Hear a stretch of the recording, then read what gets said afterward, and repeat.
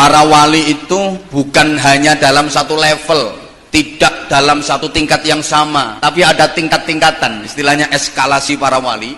Eskalasi atau tingkat-tingkatan para wali itu diukur fi wara'ihi, zuhdihi, wa taqarrubihi ilallah. Wirainya, zuhudnya, dan taqarrubnya kepada Allah subhanahu wa ta'ala. Tingkatan yang tertinggi disebut waliyul aqtab, wali kutub. Wali kutub itu wali tingkatan tertinggi. Sak donya dalam satu zaman hanya satu. Selama wali kutub ini masih hidup, Allah tidak akan mengangkat wali kutub yang lain. Setelah wali kutub itu wafat, Allah mengangkat wali kutub lagi. Kayak Imam Zainal Abidin, Sayyid Muhammad Al-Baqir, Syekh Junaid Al-Baghdadi, Ibnu Athaillah As-Sakandari. Mereka beliau-beliau itu tidak satu zaman, tidak satu masa. Tingkat di bawahnya namanya waliyul a'immah. Kalau waliyul a'immah itu sak donya dalam satu masa jumlahnya selalu dua.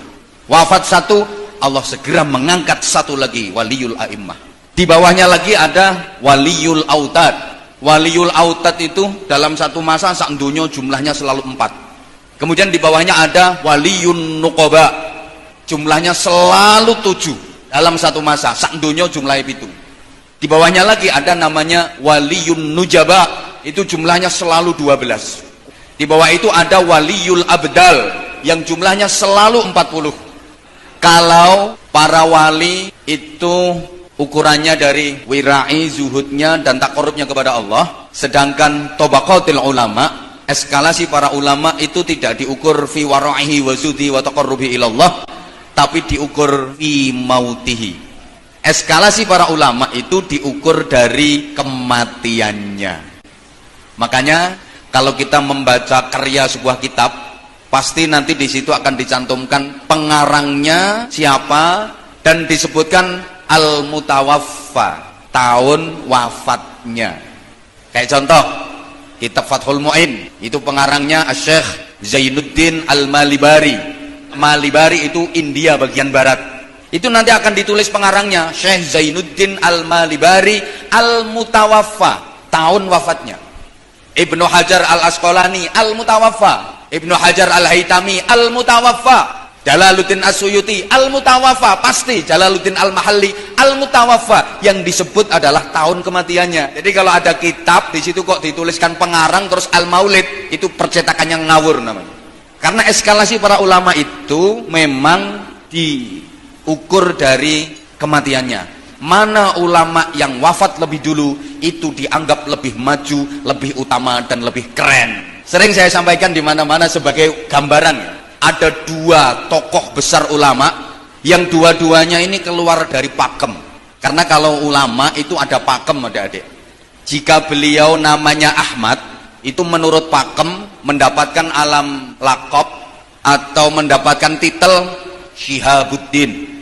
Ahmad siapapun itu titelnya Syihabuddin, selalu begitu pakemnya. Kalau namanya Muhammad sesuai pakem itu titelnya selalu Syamsuddin. Dua ulama ini keluar dari pakem. Yang satu namanya Ahmad bin Husain bin Ahmad Al-Asfahani, pengarang kitab Ghayatul Ikhtisar atau yang terkenal dengan sebutan Takrib. Kitabnya tipis tapi luar biasa. Beliau namanya Ahmad, tapi titelnya bukan Syihabuddin. Beliau diberi titel Syihabul Millah. Satunya namanya Abu Hamid Muhammad bin Muhammad Al-Ghazali. Beliau namanya Muhammad.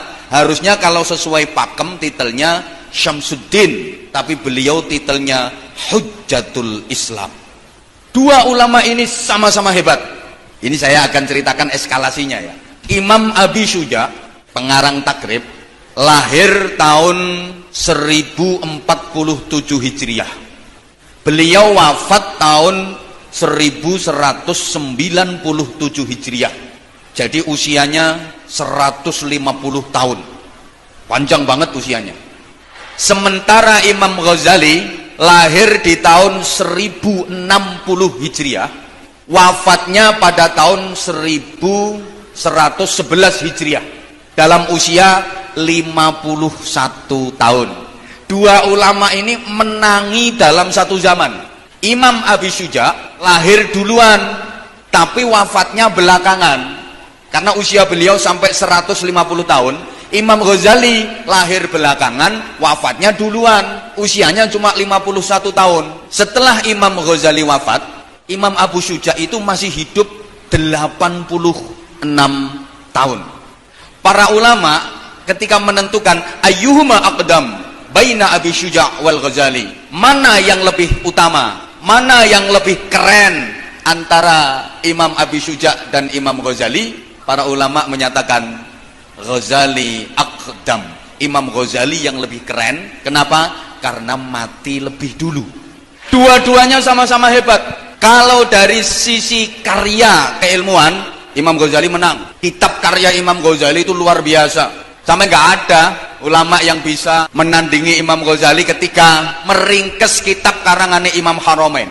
Imam Haramain itu punya kitab yang misalnya ditumpuk itu dari sini sampai tembus plafon situ, saking tebelnya kitabnya. Itu diringkes sama Imam Ghazali jadi 3 kitab, Al-Wajiz, Al-Wasid, dan Al-Basid. Tapi kalau dari segi riyadhah, menang Imam Abu Syuja. Dari tingkat riyadhahnya, Imam Abu Syuja lebih hebat.